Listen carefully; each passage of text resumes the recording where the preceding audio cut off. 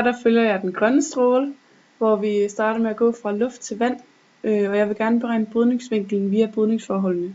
Og når vi går fra luft til vand, så er brydningsforholdene 1,33. Og så har vi så fået en brydningsvinkel på 45 grader. Og den næste refleksion, den er nede i flasken, hvor den så bliver reflekteret igen ned i bunden, hvor vi går fra vand til luft. Og når vi går fra vand til luft, så er brydningsforholdene 0,75. Så vi har fået et brydningsindeks på 51 grader. 51,6. Ja, og nu skal vi vise, at den kritiske vinkel, hvor der sker totalrevision, er 48,8 grader for overgang fra vand til luft. Og først så vil jeg starte med brydningsloven, som siger sinus til indgangsvinklen og sinus til brydningsvinklen er lige brydningsforholdet mellem stof 2's brydningsindeks og stof 1's brydningsindeks. Og hvornår kan der ske den totalrevision? Når der skal ske en totalrevision, så skal der være en brydningsvinkel på 90, og i brydningsloven vil sinus b altså være sinus til 90, og sinus til 90 er lige 1.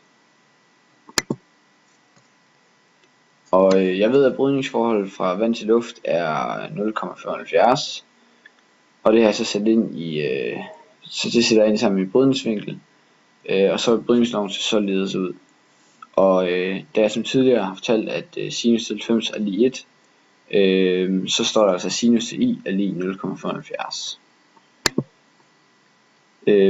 Regner du det ud ved hjælp af Maple, giver den altså et svar på 48,6, og for at der så i stedet for en brydning skal ske en totalrevision, skal vinklen altså være 48,6 grader.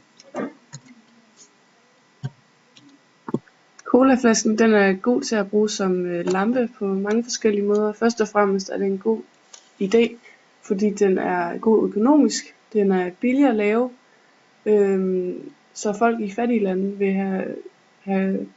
vil gøre godt brug af den. Til gengæld så dur den selvfølgelig ikke om natten.